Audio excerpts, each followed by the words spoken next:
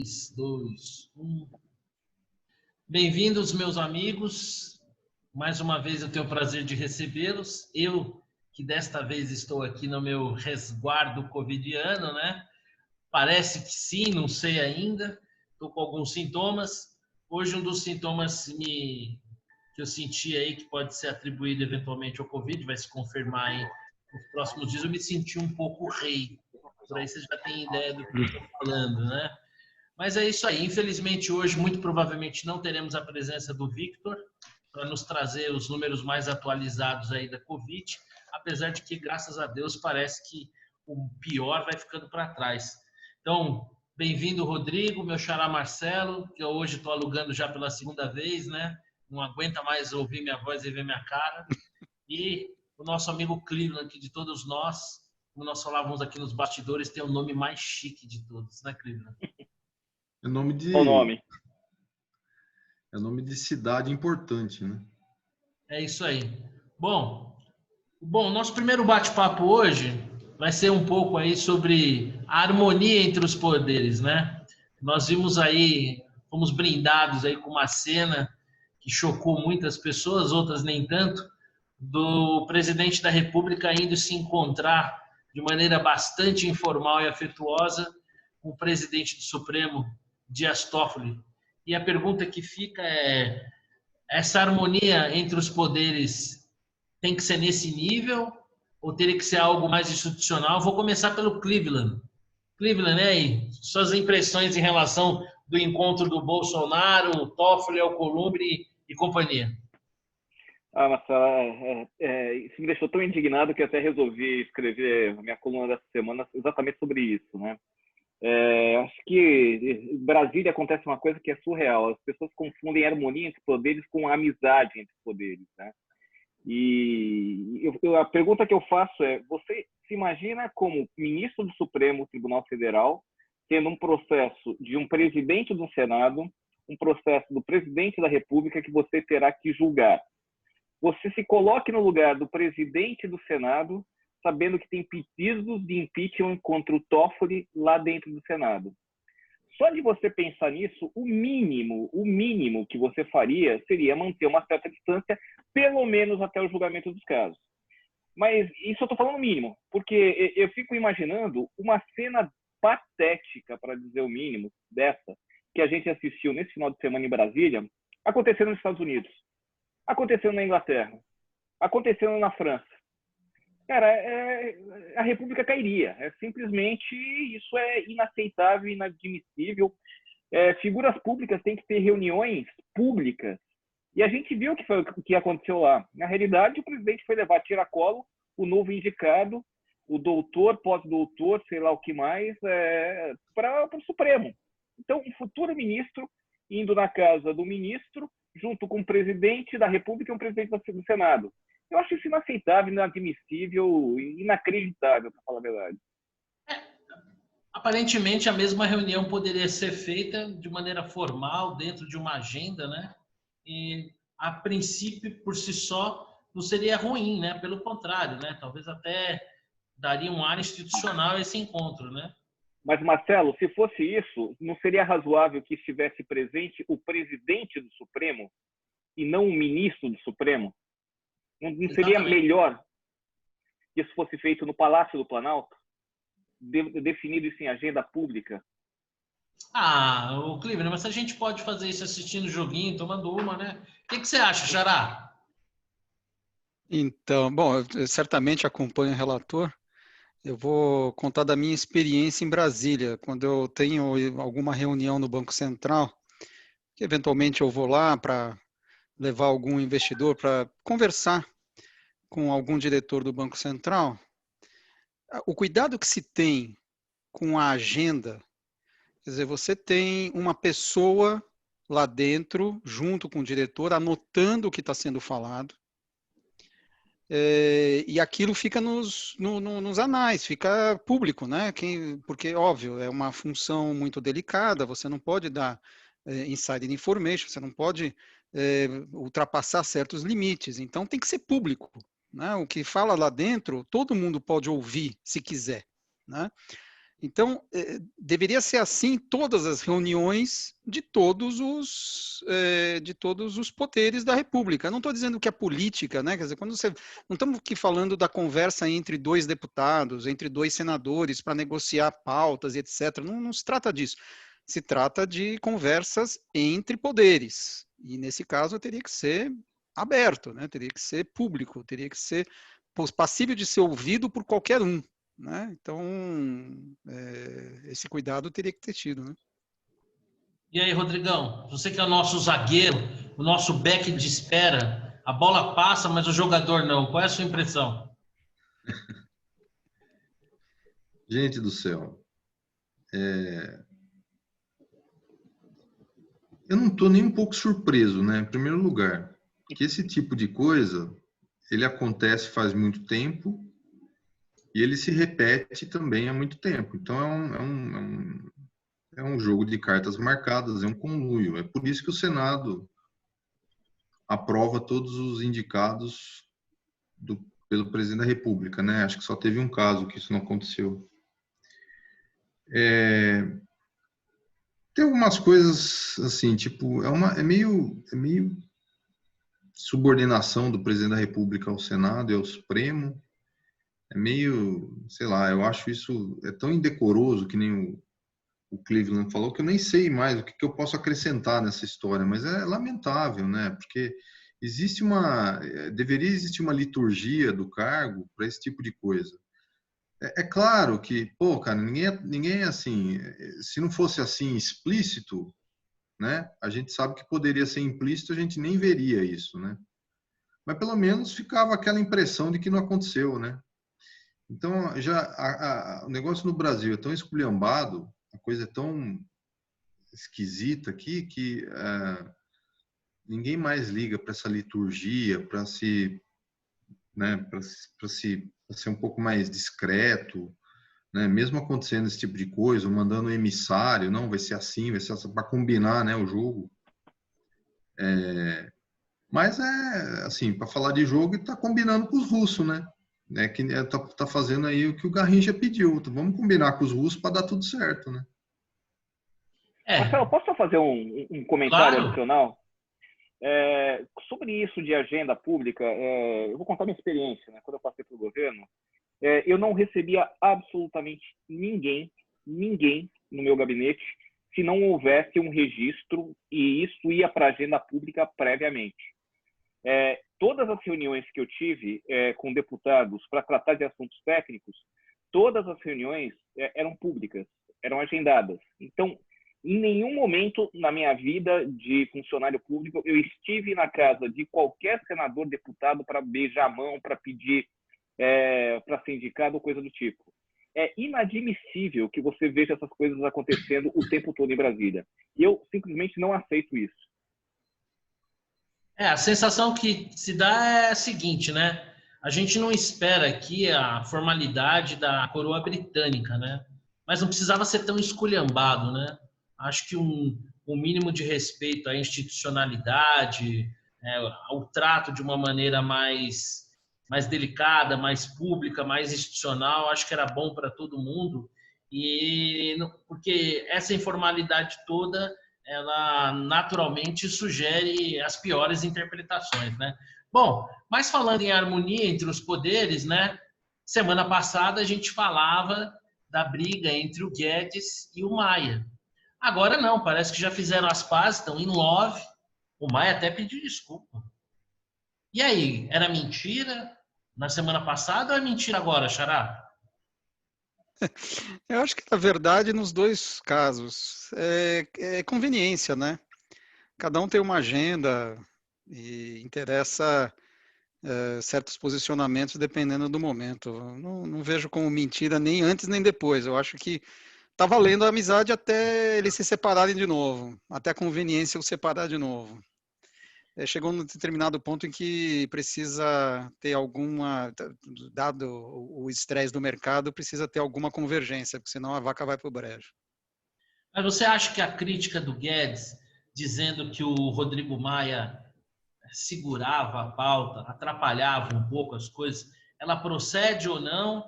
e porque a resposta do Maia, chamando o Guedes de desequilibrado e tudo, foi uma resposta muito forte, fez até com que ele pedisse desculpa. Mas a crítica do Guedes faz sentido? Ele pagou para ver, usou o cacife dele e fez com que o Maia tivesse que dar uma recuada? O que você acha? Olha, eu não sei o que o Guedes estava se referindo a segurar a pauta, porque eu não sei nem o que está na pauta do Congresso. O governo não mandou nada. O que o governo mandou? Existem, na verdade, alguns projetos de privatização que estão em pauta, né? Ele mencionou na reclamação dele, eu confesso que aqui agora me falta, mas em que ele mencionava algumas questões que, a seu ver, eram relevantes e que o Maia estaria fazendo o corpo mole. O que você acha, Rodrigão? Gente do céu, isso daí é assim, eu acho que o Guedes tem razão, acho que o Rodrigo Maia exagerou, e aí vem a turma do deixa disso, né? Foi basicamente essa história. Acho que alguém falou lá pro Guedes que se continuasse daquele jeito, ia tornar a administração, né, da administração difícil.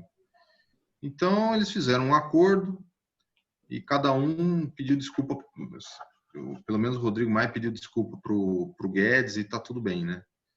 Mas, de novo, né, isso revela... O que é isso, Ulisses? Isso daí revela um poder imiscuindo-se no outro, né? Um conluio generalizado.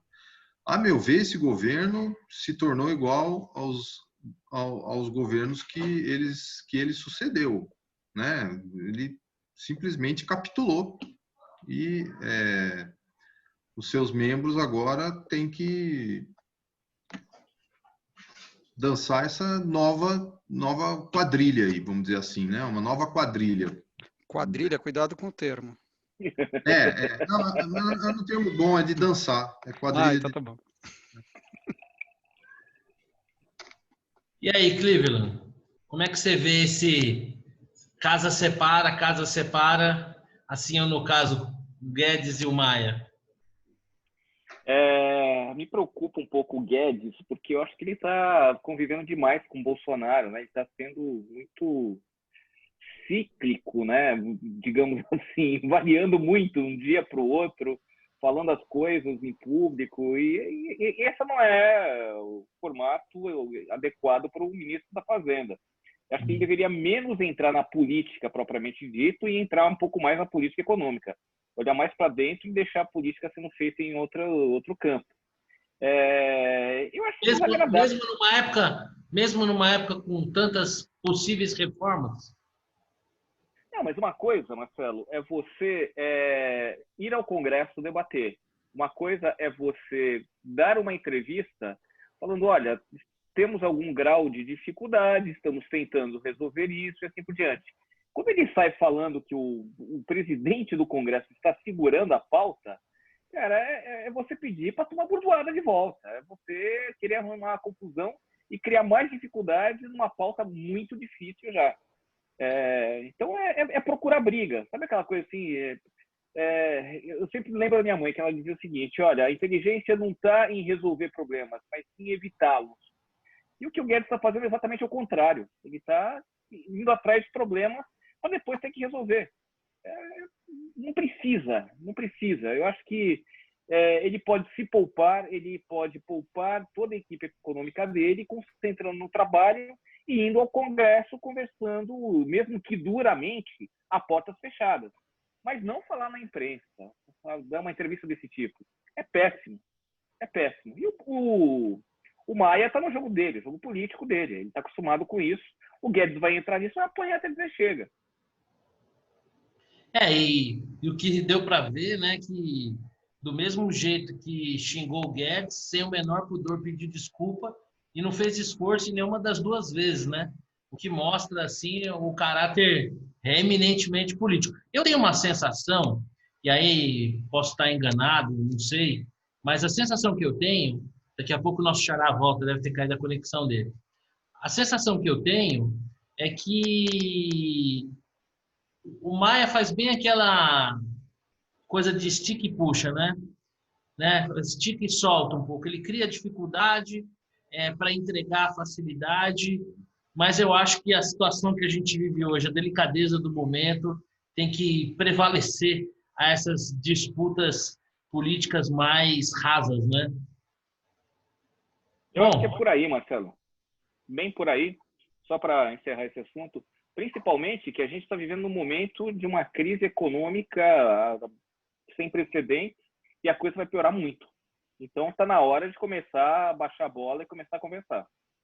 por mais que a gente possa estar apresentando aí alguma sinalização de recuperação, essa recuperação só vai conseguir ganhar corpo e ter relevância se a gente avançar em reformas, né? Senão vai ficar mais do mesmo, dito pelo não dito, e a delicadeza do momento exige mais que isso, né? É isso, né, Rodrigo? Temos que avançar, não basta discurso, né? Não, é assim, é assim, eu fico meio frustrado, vamos dizer assim, que eu tinha uma expectativa um pouquinho melhor do Paulo Guedes, né? Supostamente teve uma boa formação em Chicago, algumas coisas desse tipo me levavam a crer. Mas assim, eu vou ficando meio, sei lá, descontente com isso tudo, né? Pô, vai ficar discutindo com o presidente da Câmara se ele tem que, se ele tem que, você tem que resolver uns problemas que são mais graves, estão surgindo, né? Mas vai se acumulando, o negócio da CPMF, essas coisas que o Paulo Guedes está trazendo. É lamentável, né? Ele não devia nem falar nada, ele não tem nada com isso, ele não tem. Ele tem que. Ele deveria resolver a questão da economia, ele tem muita coisa para fazer, até sem interferência aí do Rodrigo Maia. Ô, Xará, você acha que é muito otimismo imaginar que essas questões todas que estão sendo represadas aí, em particular a reforma administrativa e tributária, vai ter aí um desatar de nós aí com alguma celeridade, vai criar um melhor ambiente, vai melhorar um pouco o humor do mercado? Ou é esperança demais? Defina a celeridade. Vamos dizer o seguinte, que a gente ainda tem alguma votação relevante daqui para o final do ano em relação, por exemplo, à reforma administrativa e que aí até, sei lá, março, a gente tenha avançado alguma coisa em reforma tributária. Não, acho que esse ano é muita ambição, né? Talvez para o início do ano que vem. O problema do ano que vem é a eleição das mesas, né? No Senado e na Câmara. Isso acontece no início de fevereiro. Então, não acontece nada em janeiro. Janeiro é só a eleição. E aí, a partir de fevereiro, com as novas mesas, e aí, dependendo da composição das mesas, você pode ser mais ou menos otimista, né? Será que até por Então, conta disso o Maia não vai querer encerrar aí se é que vai encerrar, né? O seu legado aí, aprovando mais alguma reforma relevante, por exemplo, a questão da reforma administrativa? eu acho que se dependesse do Maia, aprovaria. O problema é que eu acho que não depende dele. Acho que depende de uma coordenação da base do governo. O fato é que bom, se é que a gente pode chamar isso de base, né? Quer dizer, o centrão, que é a nova base do governo, não é muito entusiasta da reforma administrativa, né? Então fica complicado. O Maia até advoga, né? Foi ele que forçou aí o envio da proposta, mas e tem outra coisa também. Essa proposta que está aí, ela não é suficiente, né? Ela tem que mexer em coisas atuais, né? Não para o futuro, para o mercado, né? Do ponto de vista do mercado, se a gente for olhar desse ponto de vista.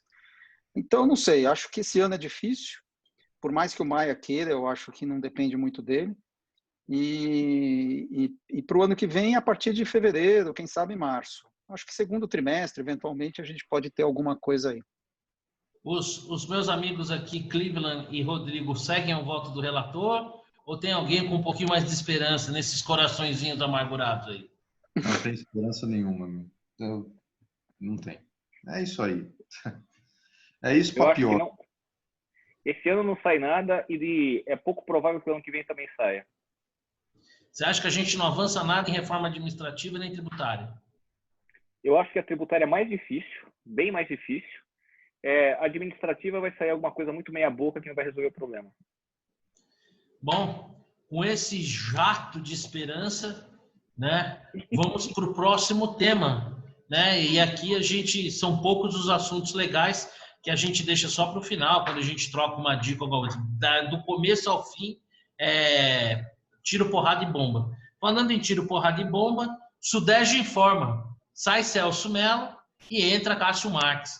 Eu queria aí que vocês dessem as suas impressões sobre essa troca aí, começando aqui pelo amigo Rodrigo Delosso, está muito otimista. O que é Suderge? Desculpa, o que é Suderge?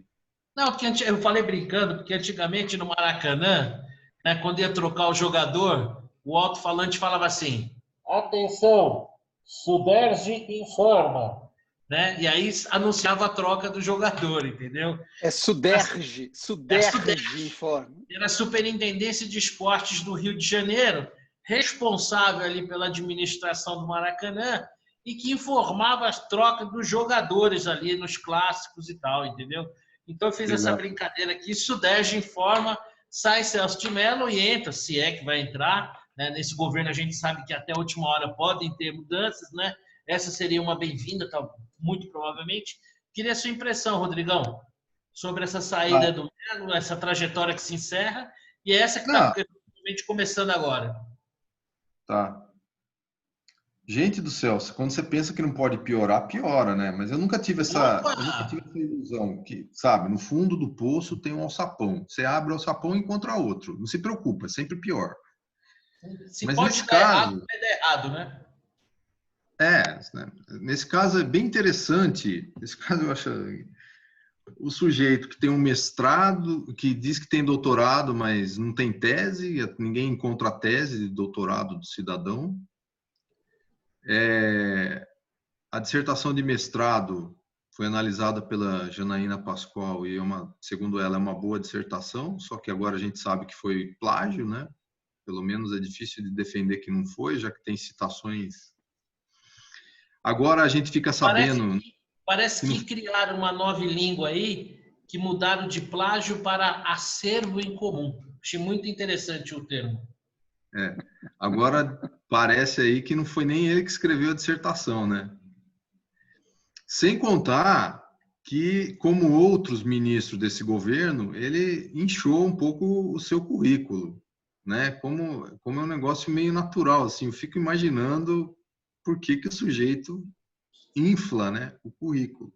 Deixa eu tirar uma dúvida. Na última vez que eu fui para a Disney com os meus filhos, eu montei um esqueminha de cartão pré-pago e administrei melhor as despesas. Será que isso valeria como uma pós de gestão de orçamento e recursos? Pô, vai ajudar, viu, cara? Porque o negócio vou colocar isso no meu currículo. É um pós-doutorado, isso. Pós-doutorado nas universidades Walt Disney World. Tem mais do que 4 dias, isso? Infelizmente teve. Foram 5 dias, não aguentava mais andar em parque. Mas isso já é, graças a Deus, passado agora. Então, aí, assim, só para... Gente do céu, o que é isso? Para que isso? Né? Assim, eu fico me perguntando... Cara, o sujeito é o presidente da República. Ele pode achar um cara alinhado com o que ele está pensando sem ter tudo isso, sem ter essa ficha corrida, meu. Que isso? Eu não me conformo com isso. Entendeu? Eu não me conformo com a oportunidade que o sujeito está perdendo, que o general Heleno falava que ele não podia errar. Meu Deus do céu, tem erro maior do que esse? Tem. Com isso, esse governo pode ter um maior... Gente do céu, eu não sei. Então, assim, eu fico olhando para essas coisas descontente, né? Não tenho mais esperança nenhuma nesse governo. Eu acho que é disso para pior. Assim, nós vamos afundar os próximos 2 anos. É capaz ainda dele ser reeleito por causa desse Renda Brasil, essas coisas aí que ele está inventando, não sei o quê. E o nosso Supremo vai continuar dominado por essas pessoas. E se ele não queria mandar o Moro, mandasse a Janaína Pascoal, que ainda tinha vantagem, além de ser doutora de verdade, né, doutora de verdade, professora da USP e tudo mais, tem a vantagem de ter sido a deputada mais votada da história desse país, com mais de 2 milhões de votos. Isso para deputado estadual, seria o que quisesse, seria senadora, seria deputada federal, né? Seria o que quisesse. Aí o sujeito pode colocar a deputada como ministra do Supremo e ainda aproveita a oportunidade, porque ela é mulher, tem todas essas coisas de politicamente correto, essa frescurada toda, mas pelo menos é uma pessoa que tem informação, reputação ilibada e saber jurídico, que é o que precisava. Talvez você tenha acabado de identificar qual é o problema, né? Esse que é o problema, você ter tudo isso, né? Você não pode ter, mas isso daí você viola a Constituição, né? Porque a Constituição requer que o indicado pelo presidente tenha notório saber jurídico e reputação ilibada. O sujeito que não tem, que a tese de doutorado não se encontra e que a dissertação de mestrado contém plágio e eventualmente nem foi escrita por ele, cara, acabou, não tem mais reputação ilibada, né? Não dá. E aí, Cleveland? O que você acha dessa troca aí? O que é ruim pode ficar pior?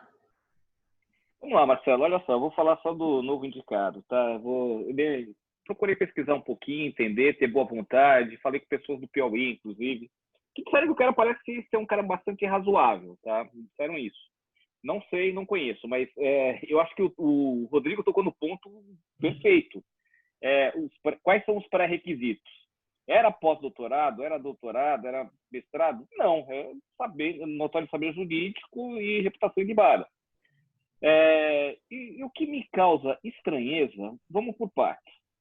O Rodrigo pegou alguns pontos. Vamos falar em mestrado. Como é que você falou a divisão lá do trabalho, compartilhamento de conhecimento, de informação? Não é mais claro. Acervo de conhecimento. Acervo em comum. Acervo em comum, isso. Aí eu fui ver quando que o cara fez o mestrado. Ele começou o mestrado, se eu não me engano, em 2012, né? Então, ele já tinha uma vida acadêmica anterior a 2012, porque o artigo que foi escrito por aquele advogado, eu fui procurar, é de 2011. Então, ele teve uma vida acadêmica em comum anterior a 2012, ele já tinha essa vida acadêmica, porque, no fundo, a tese dele, a dissertação de mestrado dele é muito mais recente do que esse artigo. E esse artigo é anterior à entrada dele no mestrado. Ninguém tocou nesse ponto, né? Mas tem mais essa. Sobre o ponto de vista de pós-doutorado, cara, me assusta a incapacidade das pessoas entenderem o que é um pós-doutorado. Pós-doutorado, você não vai fazer um curso, você não vai assistir aula, você vai passar um ano, eu não vou falar de férias porque é sacanagem, mas você vai passar um ano fazendo pesquisa, você tem um orientador, assim por diante, tudo mais, mas é um ano, não vou chamar de sabático porque é exagerar, mas posso chamar de sabático, Rodrigo? Alguma coisa do tipo? Pode, se o sujeito faz ele vai fazer um pós-doutorado, porque ele vai fazer uma pesquisa supervisionada por alguém, não é nem orientada, é supervisionada. Supervisionada, exatamente. Então, eu tenho no pós-doc lá. Pois então, mas vamos lá, gente. O cara vai lá, bota no currículo, eu fiz um pós-doc de 40 horas ou coisa do tipo, e coloca como se fosse um pós-doc. Eu não entendo, eu realmente não consigo entender. Então, uma pessoa que se presta a fazer isso, que provavelmente começou mentira lá atrás e foi levando isso para frente, é péssimo, né? É péssimo. Agora, o outro lado, rapidinho. O outro lado eu não tinha a mínima esperança que o Bolsonaro fosse escolher alguém diferente. O Bolsonaro está escolhendo alguém que foi indicado por uma turminha que ele conhece de longa data do Congresso, cuja pessoa, na visão dos políticos, não sei se isso vai se confirmar, uma pessoa que foi colocada lá para fazer exatamente o serviço sujo. O serviço sujo de matar qualquer condenação por corrupção. É esse o ponto. Se ele vai fazer isso ou não, não sei. Mas ele está sendo indicado para isso. E aí, Xará, qual que é a sua impressão sobre essa troca que acontece agora no Supremo Tribunal Federal? Vamos lá. Só 2 pontos aqui rápidos. Primeiro, com relação ao currículo, o TOEFL, a escolha do TOEFL lá atrás baixou bem o sarrafo, né? Obviamente, um erro não... Eu diria que transformou o sarrafo em rodapé. Exato. Então, óbvio que um erro não justifica o outro. A gente esperava... Bom, vamos lá. Eu não esperava, mas, enfim, as pessoas, de maneira geral, esperavam que o Bolsonaro fizesse um governo diferente do PT. E, pelo jeito, não. O nível do indicado é semelhante ao Toffoli, né? Ponto número 1, que, aliás, virou um amiguinho, né, do Bolsonaro. E esse é o primeiro ponto. Segundo ponto, com relação ao que ele pode fazer, né, lá no Supremo. Eu já escrevi isso na minha página no Facebook. Eu escrevi isso em meados de 2019. Tinha 6 meses de governo e já deu para notar que o Bolsonaro tem uma lista de prioridades. Todas as ações dele se pautam pela seguinte lista de prioridades. Primeiro, família. Segundo, agenda de costumes. Terceiro, agenda econômica. Quarto, agenda anticorrupção. E se vocês forem observar, essas agendas, quer dizer, quando elas entram em conflito, a primeira domina a segunda, domina a terceira, que domina a quarta. O ministro Tubaína, que eu estou chamando... Por que Tubaína? Tá lá porque o Bolsonaro diz que tomou tubaína com o cara e por isso o cara é bom. Eu não tinha visto isso, confesso. Você não viu isso? Pô, é o cara que tomou... Eu tomei muita tubaína com ele. Puta, que legal. Isso é... Então, esse é o critério. Por isso eu estou chamando de ministro Tubaína. Então, o ministro Tubaína está lá para obedecer essa ordem. Por isso, o Rodrigo, infelizmente, a Janaína não obedeceria a essa ordem. Óbvio. Para bom entendedor, minha palavra basta. Não vai obedecer essa ordem de prioridades. Portanto, ela não foi escolhida. Tem que ser um cara que obedeça essa ordem. Nem o Moro. Bom. Óbvio que não. Esse sim, esse daí também tem doutorado de verdade. Eu queria falar um pouquinho do Celso de Mello, né? Bom, o Celso de Mello começou a trajetória dele aí no STF, uma passagem famosa, conhecida por todos, onde, para demonstrar independência, uma questão já definida por uma maioria, ele acabou dando um voto contrário ao interesse do governo que o havia indicado na época, o presidente José Sarney. Depois ele procura o Saulo Ramos, né, para justificar seu voto, dizendo: olha, a empresa disse que ia votar junto com o governo, porque eu fui indicado, mas como já estava resolvido, eu votei contra para mostrar independência. E teria perguntado ao Saulo Ramos: o senhor entendeu o meu voto? Ele falou: entendi que você é um juiz de merda. Essa é uma passagem de conhecimento público. Então começa assim a trajetória de Celso de Mello. Eu não sou jurista, eu não opero o direito, eu sou cidadão. Então aqui, como o nosso exercício é o livre exercício da tudologia, e aqui a gente tem direito a exercer com plenitude a nossa liberdade de expressão, né? Dar palpite sobre tudo aquilo que a gente vem entender, é exatamente o que eu vou fazer aqui na condição de cidadão. A minha sensação como cidadão é que o Celso de Mello termina a carreira dele como começou, de maneira medíocre, né? Tentando impor ao presidente, sabe-se lá por quê, um constrangimento, mas que não cabe, né? Eu estava comemorando, achando que a partir de agora ia ficar livre. Eu sempre gostei de ver as sessões plenárias do STF, mesmo antes do mensalão. Eu disse: sim, eu sou esse tipo de gente retardada. Mas eu confesso que era insuportável ver aqueles votos pretensiosamente intelectuais e enfadonhos do Celso de Mello. Então, a aposentadoria dele nesse sentido era um alívio, mas não há nada tão ruim que não possa ficar pior, né? E aí veio essa indicação que, como eu sempre falo, existem aqueles nortes infalíveis. O silêncio da oposição em geral. Eu não vi a Gleisi Hoffmann reclamando, não ouvi a Jandira Fegali reclamando, não ouvi o Marcelo Freixo reclamando. Isso é um indicador terrível. Eu vi o Cacá elogiando, né? Entendeu?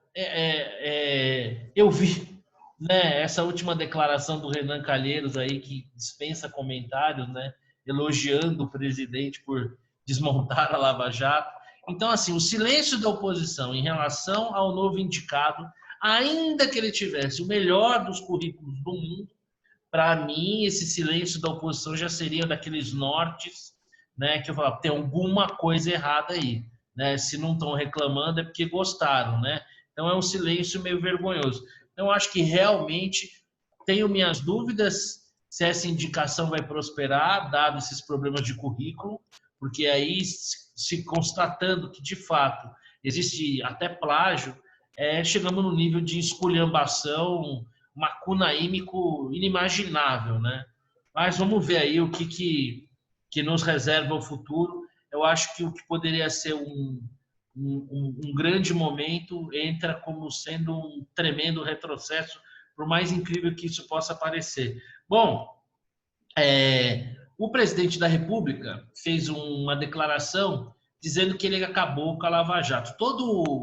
É recorrente entre os políticos, né, cunharem frases infelizes, né? Foi assim quando o Paulo Maluf disse o famoso estupra, mas não mata, né?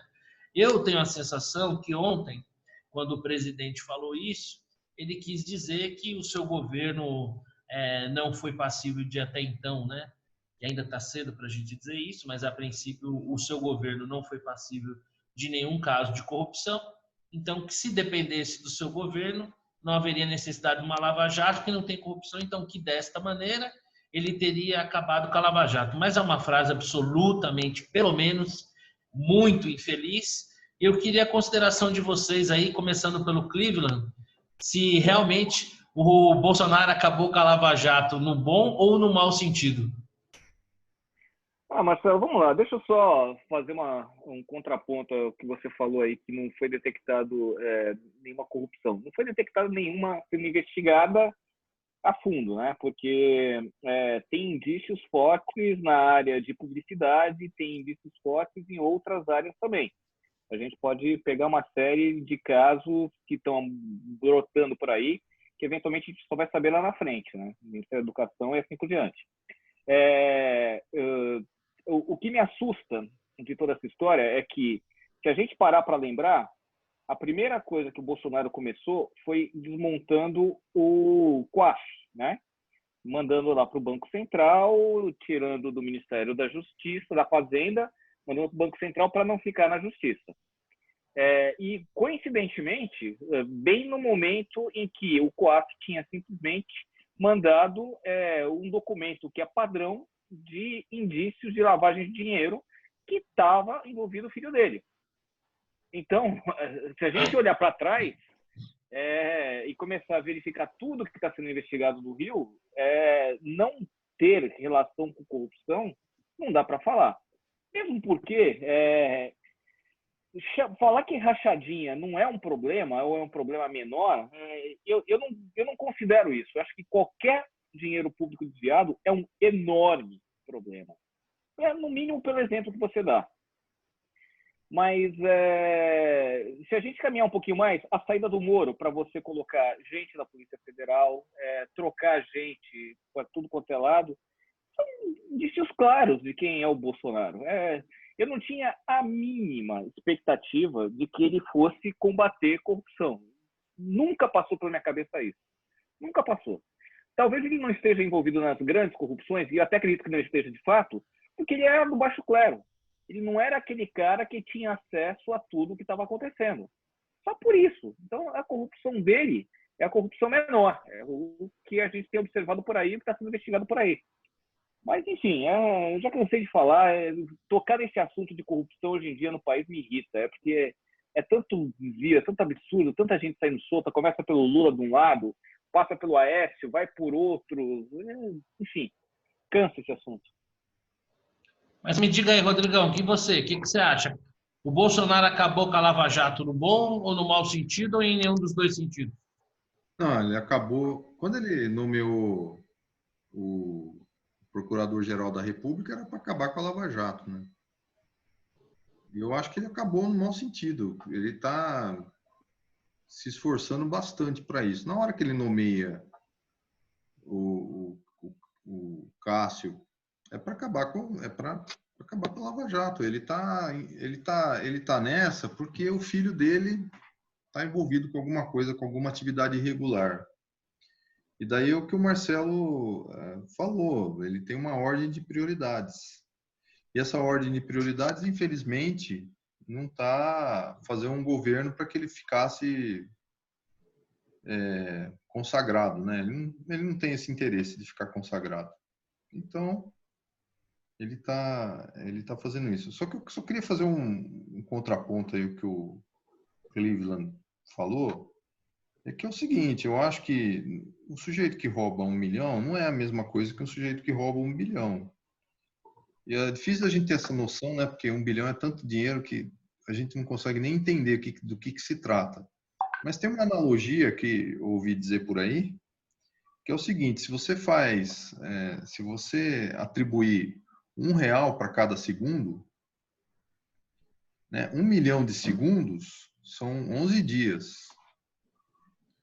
1 bilhão de segundos são 34 anos. Então, essa noção de tempo é mais fácil da gente ter.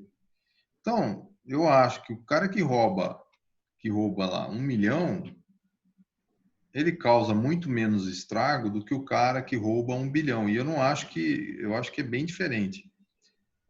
No caso aí, claro, ninguém quer que roube nada, né? Não sou favorável a roubar, mas só estou dizendo, nesse campo nebuloso, né? De um roubar daqui, roubar dali, o cara que rouba 1 milhão faz muito menos mal do que o cara que rouba 1 bilhão. Agora que o Bolsonaro acabou com a Lava Jato, foi feliz nisso. Ele caiu, ele capitulou o sistema o capturou também, né? Pela conduta do seu filho, provavelmente. Sabe-se lá se não tem mais coisa envolvida nisso.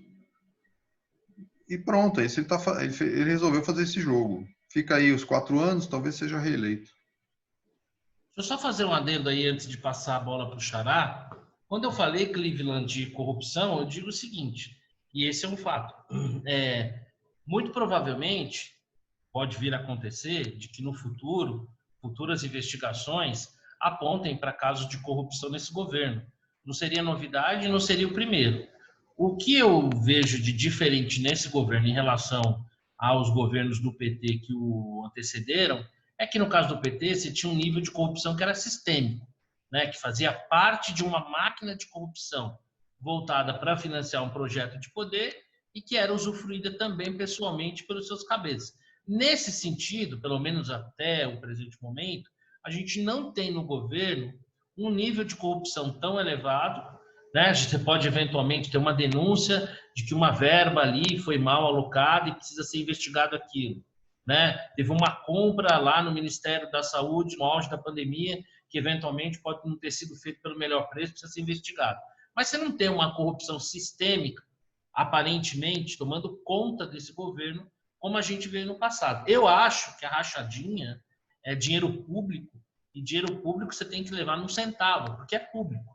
Contudo, também acho que nesse caso da rachadinha, existe aí, pelo menos, não vou nem dizer na cobertura midiática, mas a sensação que eu tenho é que a própria condução legal do processo não está sendo equitativa.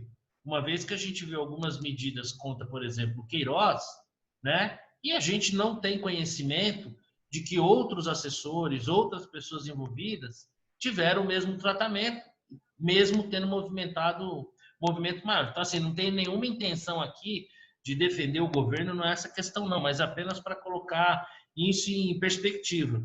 E aí, Xará, o Bolsonaro acabou com a Lava Jato no bom, no mau sentido? Foi uma frase infeliz ou foi um ato falho? Só 2 observações. Primeiro, assim como no caso do Toffoli, o PT colocou a barra, nesse caso, muito para cima, né? Então, dá a impressão, assim, quando você compara, voltando ao assunto anterior, o Cássio com o Toffoli, o Cássio até parece melhor. Então, quando você compara a corrupção eventual, qualquer outra corrupção com a corrupção do governo do PT, parece que não é nada. E a gente acaba perdendo a noção das coisas, porque é também né? Então, tudo bem, é que a barra é tão alta que você fala assim, pô, qualquer outra coisa não é corrupção, né? É o bode na sala. Pô, tudo é corrupção, né? Então a gente precisa, óbvio que são coisas diferentes, tem malefícios diferentes, concordo com o Rodrigo, são coisas diferentes, mas não deixa de ser corrupção, né? Então é a natureza da coisa e não o tamanho da coisa. É isso. E com relação à frase do presidente, inclusive teve pessoal aí dizendo que não se entendeu a ironia, que ele foi irônico, né? Foi irônico ao dizer que, porque ele se dirige à imprensa, né? Essa imprensa maravilhosa na frase dele, e aí é que ele fala essa frase tem duas partes. Primeiro que ele acabou com a Lava Jato e segundo que não tem por quê? Porque não tem mais corrupção no governo. E eu fiquei na dúvida sincera de qual parte que era irônica. Se era sobre acabar com a Lava Jato ou sobre não tem corrupção no governo, né? Onde está a ironia? Em qual das duas partes? Eu fiquei na dúvida, numa dúvida sincera aqui. Marcelo, posso só complementar uma coisa? Claro, sempre. Só para deixar claro, olha só, vamos lá. É obviamente que você roubar 1 bilhão é muito mais efeito do que você roubar 1 milhão, mas isso você resolve com a dosimetria da pena. Qual o tamanho da pena que você tem que aplicar, dado que o cara cometeu um crime, que é o crime de corrupção. Então, meu ponto sempre foi, nenhuma corrupção é aceitável. Em nenhum nível ela é aceitável. O quanto ela é maior, ela vai direcionar o tamanho da pena que a pessoa tem que cumprir. Então, quando eu falei nesse sentido, quando eu falei que tem diferenças, é nesse sentido. Uma coisa é o que o PT fez, a penalidade deve ser aplicada, outra coisa é que eventualmente uma rachadinha faz e a penalidade que você vai aplicar. Segunda coisa não dá para comparar com o PT ainda por uma razão simples. O Bolsonaro e a turma dele não tinham tido o acesso que o PT teve a dinheiro público até então. Então, a gente não sabe o que vai aparecer lá na frente. Então, aonde eu quero chegar? Dependendo do quanto você tem acesso a recurso público, a tua capacidade de gerar dano pode ser maior ou menor. A gente não sabe ainda. A ocasião faz o ladrão. É isso. E a penalidade e o quanto se rouba está associado à penalidade. Mas o fato em si é condenável. Eu tenho certeza que o Rodrigo concorda comigo nesse aspecto. Claro, e uma vez ladrão, sempre ladrão. Depende da ocasião que... É exatamente isso. Sem nenhuma dúvida que tem que ser tudo apurado e se constatada a rachadinha, devidamente punido. Sim. Tenho certeza que você pensa isso, Rodrigo. Lógico, óbvio. Óbvio. Eu só estou preocupado com o nível, né? Que assim, o nível do Bolsonaro realmente é o nível Bolsonaro, né? A gente não sabe o que vem pela frente. Tá. Que bom, né, Marcelo? O que o Xará falou de ironia, de fato, a sensação que eu tive que foi mesmo que o Bolsonaro pretendeu. Agora, há que se pensar o seguinte, né? Um cara com a delicadeza e a sutileza do Bolsonaro, quando pensa em fazer uma ironia, dá nesse tipo de coisa aí. Bom, já que nós estamos falando de Lava Jato, acabou com a Lava Jato, não acabou com a Lava Jato, né? Nenhum nome se tornou tão expoente em relação à Lava Jato, no que diz respeito ao emprego da lei, à dureza, se fazer justiça, quanto o do ex-juiz e ex-ministro Sérgio Moro. Nessa semana, nós vimos aí no noticiário uma nota dizendo que, pode não ser verdadeira, sempre vale lembrar isso, mas uma nota atribuindo ao Moro um suposto arrependimento por conta da forma como ele havia saído do governo, né? De fato, uma forma bastante ruidosa, fazendo acusações graves que, pelo menos no seu depoimento, que no decorrer das coisas, a meu ver, não se sustentaram, né? Ainda que ele possa estar falando a maior das verdades, o fato concreto é que, factualmente falando, até o próprio depoimento dele na Polícia Federal foi nesse sentido. Nessa semana também, no bojo desse suposto arrependimento do Moro de como teria saído do governo, se falou do Moro, inclusive, deixar o país, uma medida de segurança ou coisa que o valha. Eu queria uma análise de vocês se o Sérgio Moro está virando carta fora do baralho na sucessão presidencial, se é cedo para dizer isso, se vocês acham que ele conduziu bem a saída dele do governo, se ele caminha politicamente para um ocaso.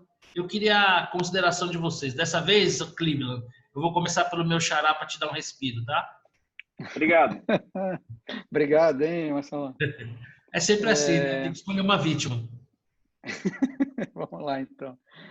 Então, quando eu vi que ele estava pensando, tal, saiu essas notinhas sobre ele sair do país, logo me ocorreu o exemplo do Eduardo Paes, ex-prefeito do Rio, que quando estourou essa coisa toda aí do Cabral, tal, ele arrumou um pós-doc, né, lá em Nova York, se mudou de mala e cunha, tal, e mergulhou para assumir, para tal. Talvez, não sei, aí é uma questão, é muito difícil, a gente que é um long shot, né? Uma coisa, estou adivinhando as coisas, mas talvez ele esteja querendo sair um pouco da linha de tiro nessa altura do campeonato, né? Porque está muito distante da eleição, se ele de fato tem essa pretensão, né, de participar do pleito, fica levando tiro à toa, porque afinal está longe, né, da eleição. Então talvez aquele momento, né, faltam ainda mais de 2 anos para a campanha, de meio que mergulhar para depois ressurgir, né? Pode ser uma tática, né? Mas não conhece, ou simplesmente ele não tem esse projeto, porque esse projeto quem tem são as pessoas, né? Ele não, até agora não deixou isso claro, a não ser, e aí eu volto na sua questão, a não ser pelo modo como ele saiu do governo, né? Porque ele saiu do governo como candidato, né? A hora que ele chama aquela entrevista coletiva, porque ele poderia ter saído, olha, divergências tal, e vou embora, né? E pronto, né? Mas quando ele chama aquela coletiva, na verdade ele está agindo como candidato. Então, com exceção desse momento, o resto, enfim, tem sido bastante complicado para ele se manter à tona, né? Tem sempre alguém dando bordoada nele, então talvez seja uma tática, não sei. O que você acha, Cleveland? Qual que era a pergunta mesmo, Matheus? Não, a questão do Moro, né? Se ele vive um ocaso, né? Porque essa saída dele do governo foi bastante conturbada e agora se fala até dele se mudar do país, né? Se atribui a ele eventualmente um arrependimento da forma como saiu. Queria a sua impressão, se ele é carta fora do baralho, se ele está vivo no jogo, se ele perdeu relevância, como é que você vê esse momento do Moro? Cara, olha, Marcelo, eu acho que a gente já conversou isso em redes sociais lá atrás, que você comemorou a entrada dele. Eu falei, tenho preocupação com a entrada dele no Ministério da Justiça. Não sei se você vai lembrar disso. Eu acho que ele não é um cara talhado para a política. Eu acho que essa saída dele, eu entendo o que o Marcelo falou de ele meio que pareceu se lançar como político, mas eu acho que ele saiu muito mais naquela postura de indignação, de puto da vida, de querer jogar merda no ventilador, não tem outra palavra para explicar isso. Eu também acho que é muito mais um desejo da sociedade entre aspas, né, das pessoas que o acompanham, ele se lança como candidato, do que propriamente um desejo da família. E vamos dizer mais, né? Ele construiu um nome para o bem e para o mal. E provavelmente ele deve ter oferta de trabalho fora do país. E eu acho muito razoável que ele vá. Eu acho muito razoável que ele vá viver a vida dele fora do país, com a família dele. Aliás, eu digo de verdade, do jeito que as coisas estão caminhando na economia, eu acho que vocês acabarão indo também, eu acabarei indo, porque o buraco é muito grande. O buraco é muito grande. Então, eu acho que é muito mais uma questão pessoal do que propriamente política. Já tem alguma ideia de destino, Cleveland? Toscana? Eu já tenho. Já tenho claramente, já estou trilhando. E aí, Rodrigão? O Moro está no ocaso ou ele está dando uma recuada estratégica? O Moro, ele tinha um propósito quando ele foi para o Ministério, que era tentar segurar a Lava Jato num outro nível. Ele foi derrotado fragorosamente e, sob certos aspectos, eu acho que ele caminhou para trás, né? Então, se ele não for para o exterior, que é uma solução boa, eu acho que ele devia prestar concurso para juiz federal de novo. Essa é a solução para ele, eu acho. Vai ficar no probatório, pode ser que ele recupere todo o tempo em termos de aposentadoria, do tempo que ele foi de juiz federal, vai ter algumas as vantagens que ele tinha, talvez ele não perca tanto. Eu vi isso acontecer na USP, né? Um professor pediu demissão da USP, depois voltou, e tudo que ele tinha acumulado durante os 20 e poucos anos de USP foi reconsiderado. Foi reintegrado. Né? Então, se ele não for para o exterior, que eu acho que é a melhor solução, acho que ele devia prestar concurso para juiz federal de novo. Vai passar. Bom, deixa eu dar a minha opinião aqui. Eu vejo com muita clareza dois Sérgio Moro.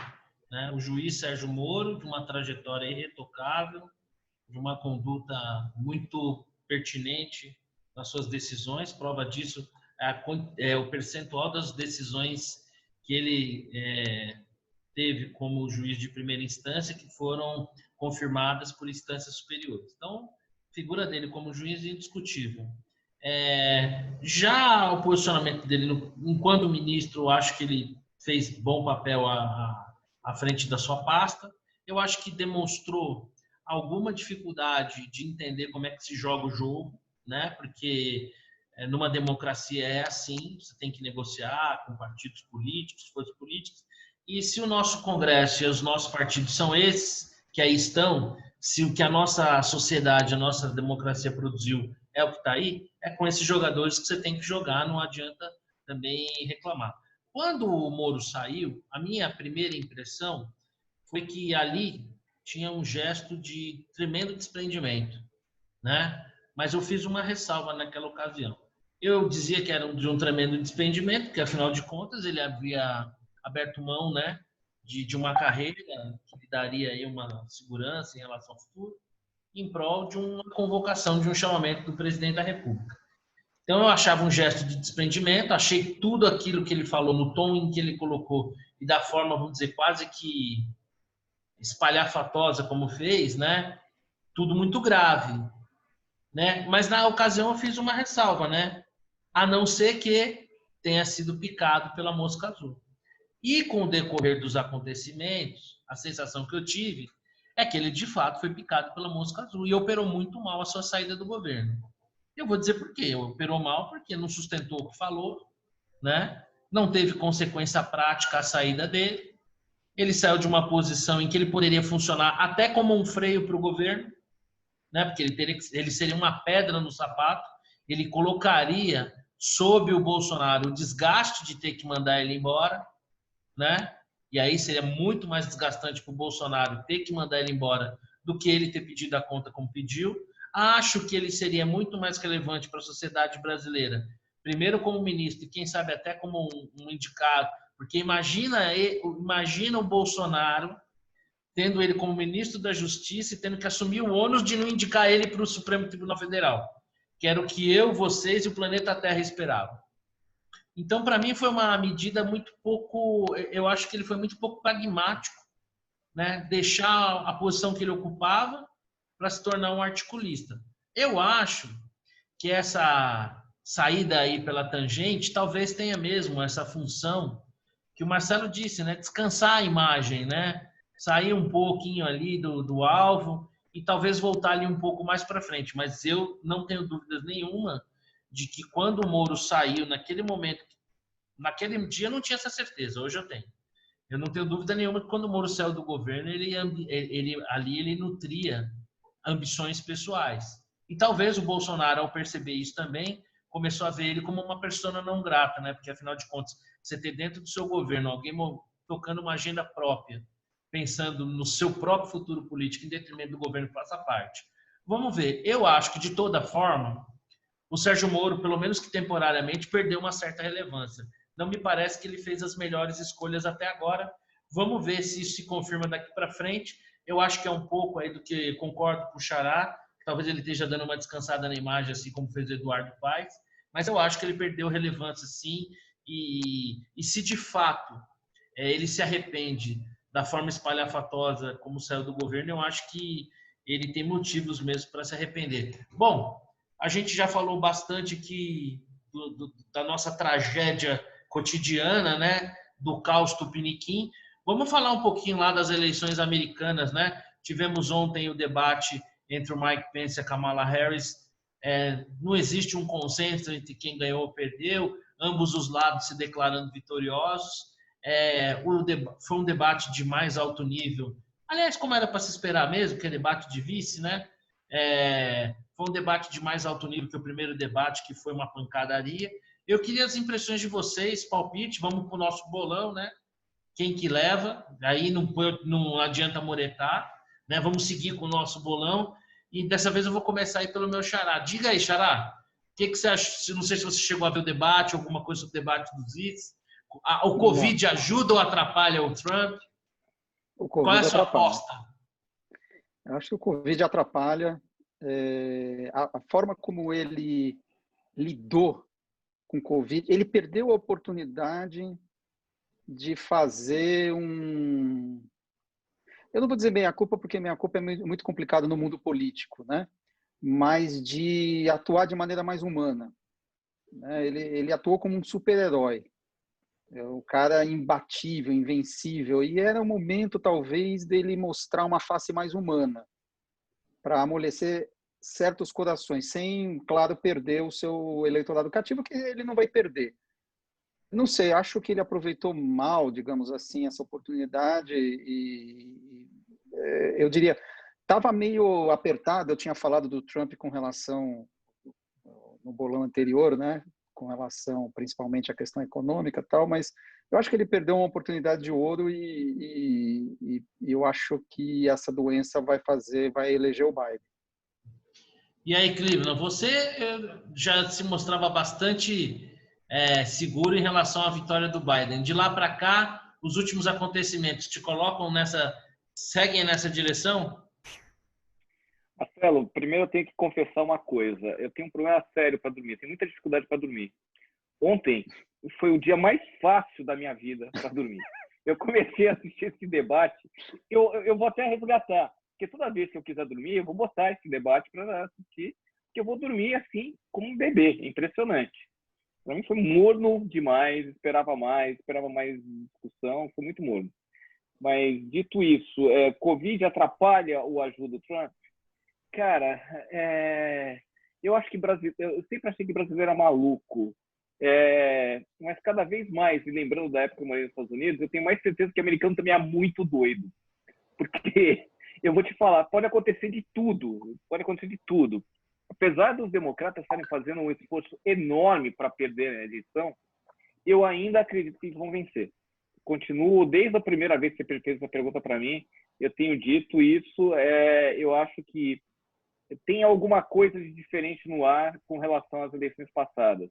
Acho que o Trump fez muita bobagem, absurdamente muita bobagem. Ele criou muitos inimigos que ele não precisaria, inimigos que ele não tinha antes. Então, eu ainda acho que os democratas vão vencer. E que não quer dizer que seja bom para a gente, não quer dizer que seja bom para o mundo, mas é bem provável, né? Particularmente que o Brasil vai ser um desastre com o nosso atual presidente fazendo as bobagens que está fazendo, né? Mas enfim. E aí, Rodrigão, como é que tá seu palpite do bolão Yankee? Assim, eu não assisti o debate, eu não sei o que aconteceu, eu não acompanhei esse lance, assim. Eu acho que o Covid atrapalha o Trump, né? Essa é uma outra pergunta que você fez. Sim. Ainda assim, eu acho que o Trump vai acabar ganhando, né? Mas os democratas também têm chance, né? Com isso, assim, não era tão difícil ganhar dos democratas, né? Mas é que é o Trump, né? E vice-versa, hein? Não é tão difícil ganhar do Trump, mas é o Biden, né? Pois é. É horror. É, é. Como é que é? Finge que vai que eu não vou, né? Olha, eu tenho comigo o seguinte, tem uma série de aspectos aí que depõem contra o Trump, né? A questão da pandemia, né? Como esse processo foi conduzido, quem está sentado na cadeira acaba, né, carregando um ônus mesmo, né? Ele é um cara realmente que tem um tom beligerante, mas eu tenho comigo que ele vai levar por um aspecto só. O Biden me parece extremamente frágil para ocupar uma posição tão relevante. Eu acho que isso, ao final, de alguma maneira, vai pesar, né? E eu acho que, nesse sentido, corrobora para isso essa questão desses últimos protestos lá nos Estados Unidos, né? Em alguns lugares, beirando uma situação caótica, né? E isso, a meu ver, no inconsciente coletivo, de alguma maneira está ligado, sim, aos democratas, né?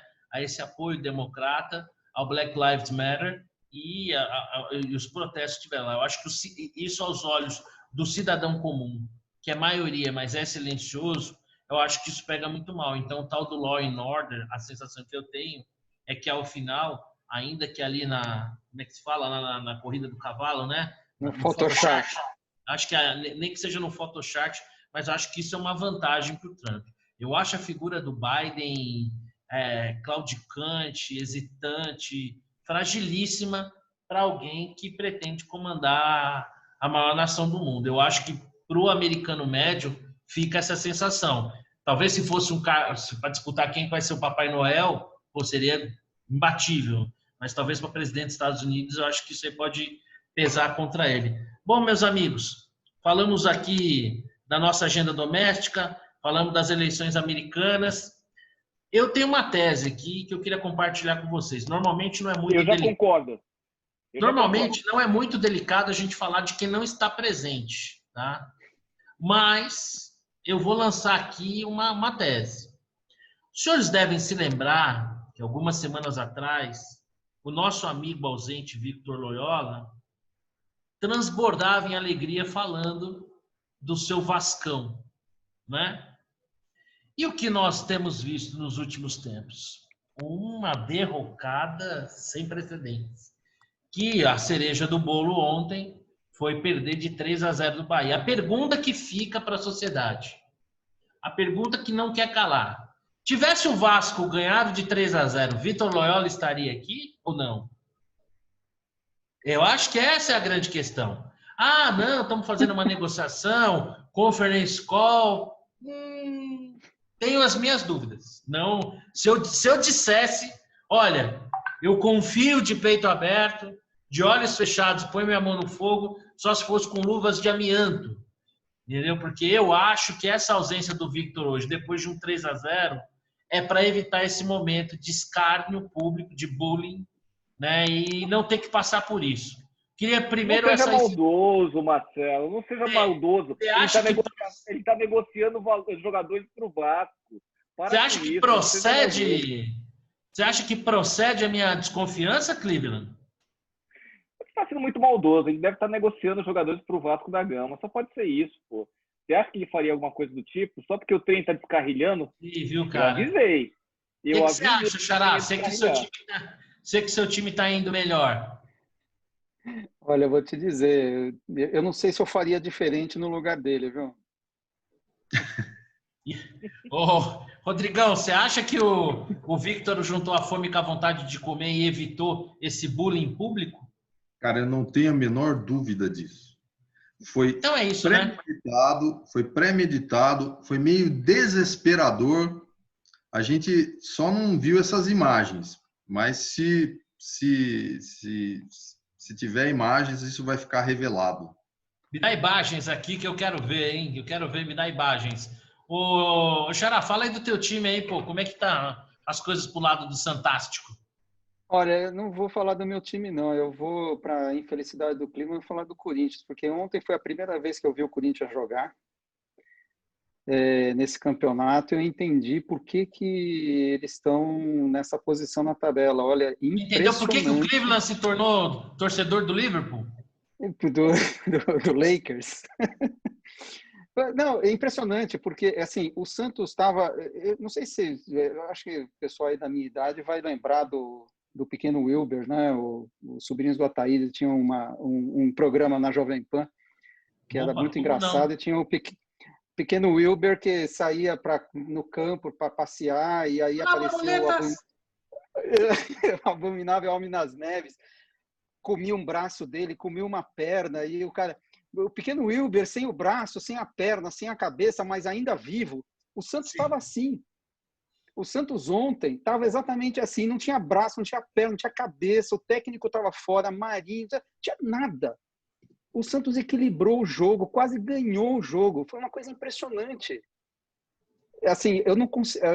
Olha, sinceramente, e não era. Você olha os jogadores do Corinthians, não era para estar assim. Eu não consigo entender o que acontece com esse time. Desculpa estar falando do Corinthians, mas é que ontem foi a primeira vez que eu vi um jogo completo do time.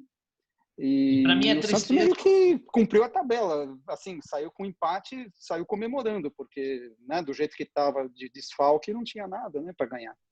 E para mim é tristeza. Eu vi a torcida do Corinthians protestando lá e nem o Cássio perdoaram, hein, bicho? O Cássio, a meu ver, é responsável direto pelo único título mundial que o Corinthians tem, né? E é impressionante que a sua... Porque, cá pra nós, né? O outro é verão vivo da Band. Vamos falar sério. Na Band até o Maguila foi campeão do mundo. Para. Então, assim, o único título mundial que o Corinthians tem é graças ao Cássio, e nem o Cássio a torcida está perdoando. Cleveland, sei que você é torcedor do Liverpool, mas duas palavrinhas aí sobre o seu time. Ai, Jesus! Duas palavrinhas. Mas sendo muito honesto, quem tem um presidente, uma diretoria como o Corinthians tem atualmente, formada por um bando de bandidos, não tem outra palavra para falar, não pode esperar muita coisa, né? E você vai trocando técnico, não dá apoio. O time, eu não acho o time ruim, eu concordo com o Marcelo. O time dava para tirar muito mais de lá. Dava para tirar. Se botasse um Sampaoli da vida ou algo do tipo, ia sair muito mais coisa de lá. Muito mais coisa. E torcida uniformizada, para mim, Marcelo, não é torcida uniformizada, é quadrilha. Desculpa. Ninguém me tira isso da cabeça.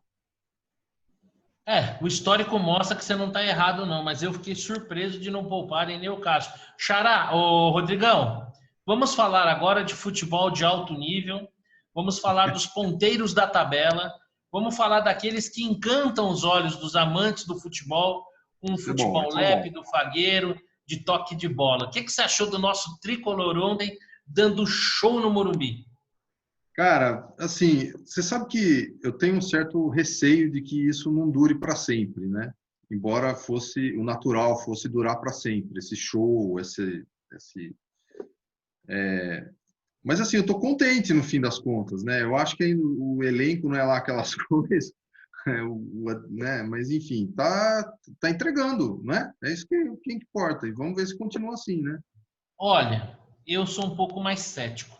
Eu uma vez assisti um jogo em Miami, naquele Miami Open lá, quando ainda eram 5 sets, eu assisti presencialmente lá, uma final do Federer com o Liubitic. Não sei se vocês lembram desse Liubitic, é um cara que tinha um saque monstruoso. O cara era um monstro para sacar, era um lenhador.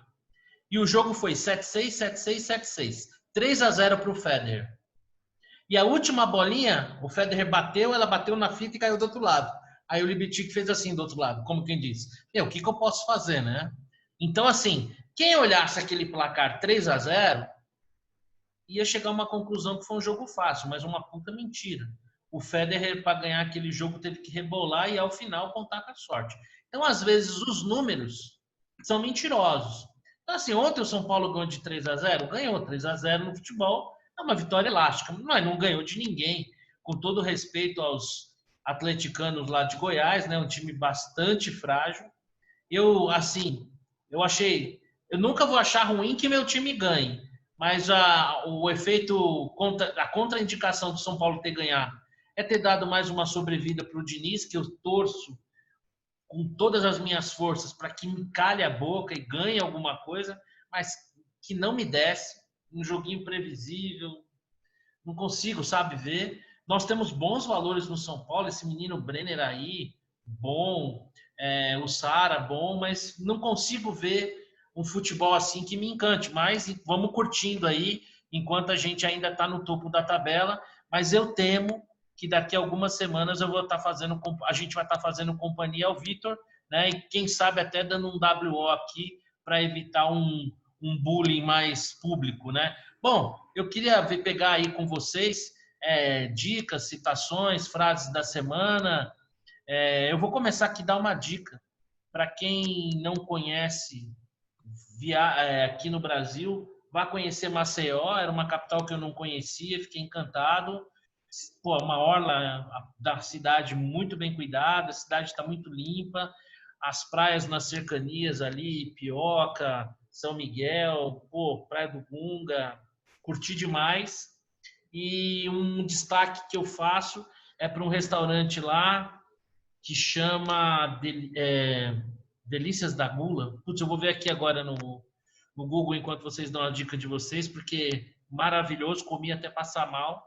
Não é algo raro para mim, mas que eu sempre faço quando como bem. Eu vou no limite da minha capacidade, até quando eu começo a passar mal, ameaçar desmaiar, coisa do tipo. Foi o que eu fiz nesse restaurante maravilhoso. Então, passa a bola para o Cleveland. Bola fora. Você não foi no Estádio das Dunas ou Elefante Branco de... Ah, não, é Maceió, né? Ah, não, é Natal, perdão. Natal. É Natal, Marcelo, eu não queria dizer nada, mas ele foi encontrar com o Renan, tá? Putz, cara, nem me fala, bicho. Uma terra tão linda ter parido isso aí. Deixa eu dar minha bola fora, né? Minha bola fora vai para o Bolsonaro por essa declaração, por essa tentativa infeliz de ironia, né? Essa é a minha bola fora. E a minha bola dentro, olha que incrível que vai ser essa bola dentro. Surpreendente. A política é uma arte, né, cara? É uma arte de ser, às vezes, ardiloso, né? E pouca gente no Brasil consegue ser tão ardilosa quanto o Renan Calheiros. O Renan Calheiros, essa semana, ele fez uma jogada de mestre, né? Eu nunca vi ninguém detonar tanto alguém com um elogio, né? Ele fez um elogio numa entrevista ao William Vac, ao governo Bolsonaro, por ter desmontado a Lava Jato. Foi uma jogada sensacional. Então, eu vou considerar uma bola dentro pela ardilosidade, né? Pelo uso dessa capacidade de ser ardiloso na política, né? É péssimo, mas ao mesmo tempo tem aí uma certa beleza, né? Mestre. Exatamente, tem uma certa beleza, né? É como assim, é que nem nas histórias em quadrinhos, né? Tem o herói e tem o vilão, mas tem vilões aí que em alguns momentos são deliciosos e que tem grandes sacadas. E essa do Renan foi espetacular. Então, meio que no sentido das avessas, mas talvez essa tenha sido uma bola dentro. E uma citação. Eu recebi um vídeo de um rabino falando sobre o ano de 2020 e ele usava como exemplo um empreendedor que aos 80 anos ia começar um negócio que estava ansioso, né? E que pedia uma bênção. E ele ficou impressionado como alguém aos 80 anos podia estar começando alguma coisa. E ele conclui com a seguinte frase, né? Se você olha para trás, né? Você vai estar sempre velho. Agora, quando você olha para frente, você é sempre jovem, né? Então, essa é a minha parte. E aí, Rodrigão, qual que é a sua bola dentro, sua bola fora, suas dicas? Minha bola fora por esse indicado aí do Bolsonaro, não pela indicação do Bolsonaro, isso daí foi a semana passada, mas é o indicado do Bolsonaro ter o currículo, né, que tem, né, esse currículo duvidoso, assim, bola fora, a gente fica sabendo, o sujeito devia ter recusado a indicação porque ele sabia que ia ser escrutinado pela imprensa, né, iam descobrir tudo isso. Minha dica da semana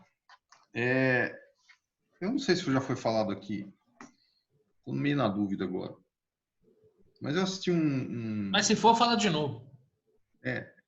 Eu assisti um documentário, O Dilema das Redes, no Netflix.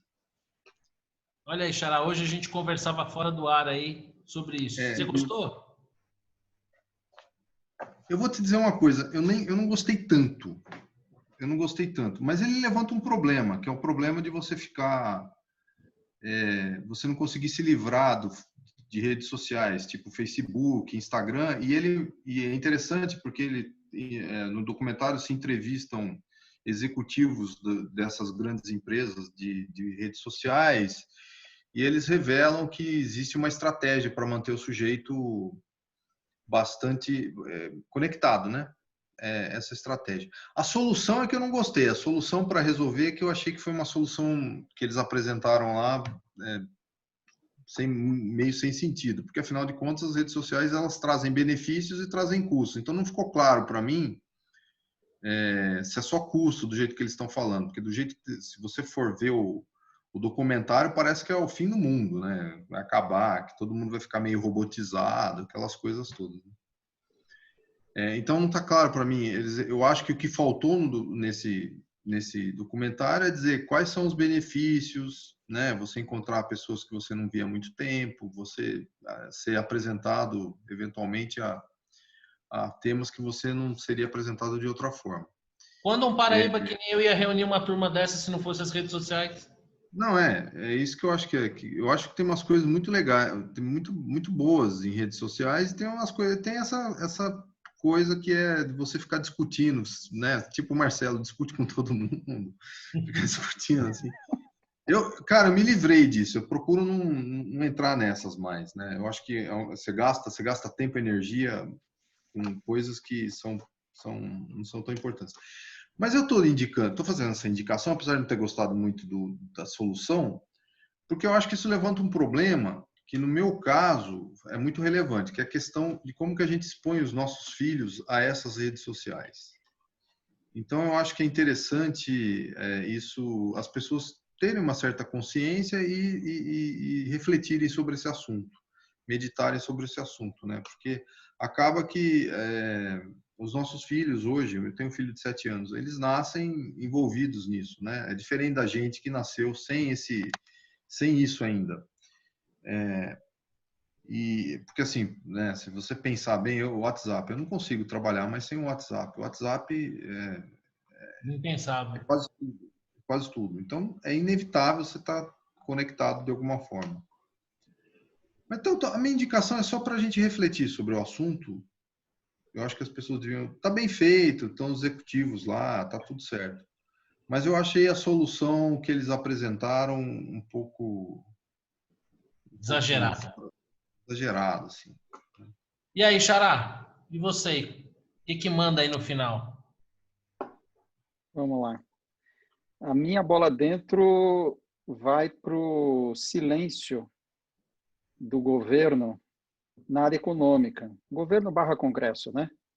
Passamos uma semana, não sei se você notou, Marcelo, até melhorou o mercado. Faz uma semana que eles não soltam um balão de ensaio. Ótimo. Nada. Não tem nada. E o mercado melhorou. Eu acho que o mercado, assim, se sumisse todo mundo, acho que as coisas voltariam ao normal.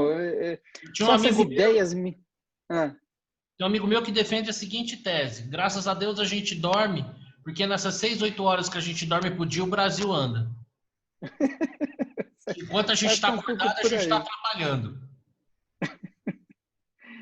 É impressionante. Só o fato de ter passado uma semana sem nenhuma ideia mirabolante já ajudou os mercados. Enfim, essa bola dentro. A bola fora é o abraço, para mim, o abraço do Bolsonaro no Toffoli, né? Já conversamos sobre isso. A minha dica, decidi hoje, na verdade quase na véspera, quase para entrar no ar, é Anatel. Não sei se já tiveram essa experiência com problemas com NET, com Vivo, o que for. A Anatel funciona que é uma beleza. Você entra no site da Anatel, coloca a sua reclamação. Hoje me ligou a pessoa da Vivo, que eu não conseguia falar. É impressionante, você não consegue falar com uma pessoa, você só fala com máquina. E ela te leva nos negócios que, você atingir uma pessoa é um labirinto, é uma espécie de... Você não consegue chegar. Bom, enfim. Coloquei na Anatel, me ligaram uma semana depois, hoje. liga uma pessoa, não fala gerúndio. Você conseguiu falar com um ser humano?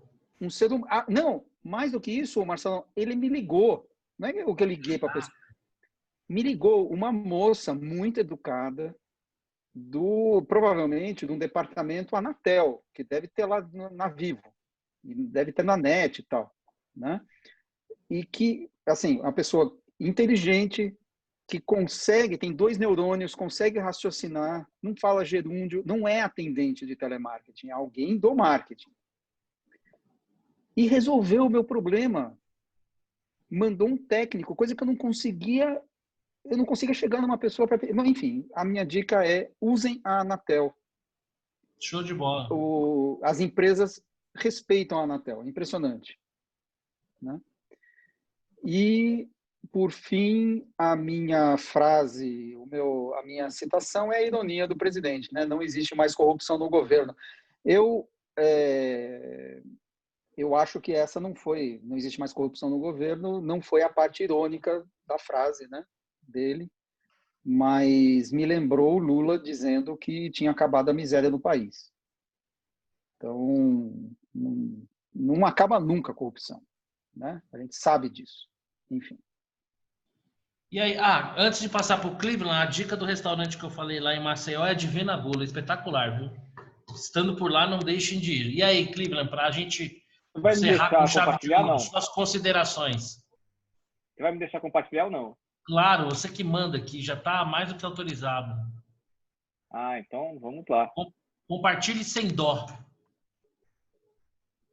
Vamos lá, espera aí, porque... Não, comecei de trás para frente.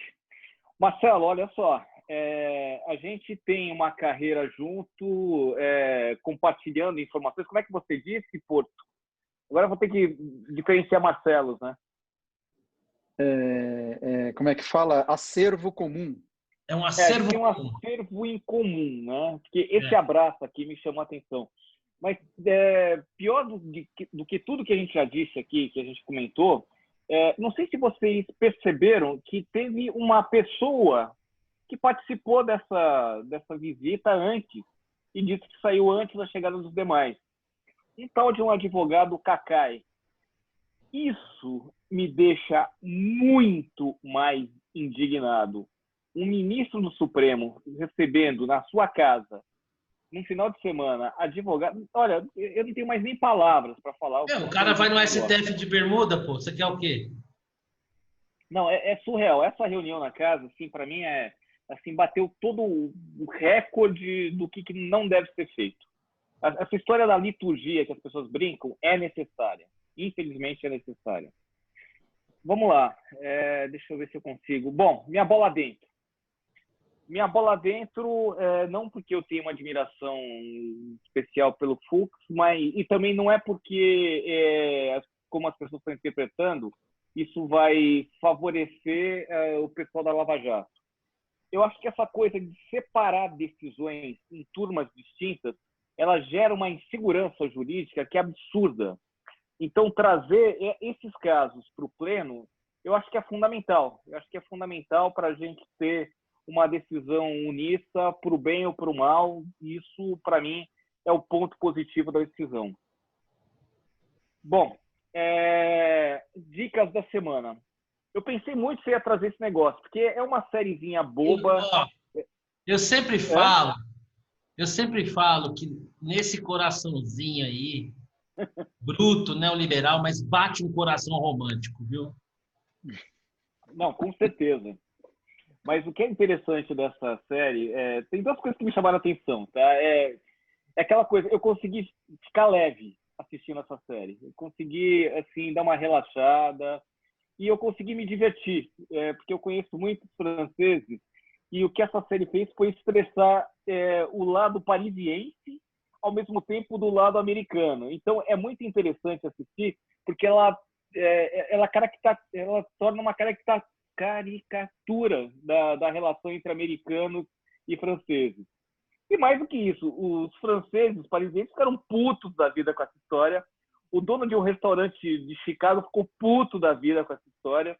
Então, assim, ela quebrou meio que o paradigma de politicamente correto, ela mudou assim, radicalmente a visão do que as pessoas estão querendo trabalhar e achei muito interessante.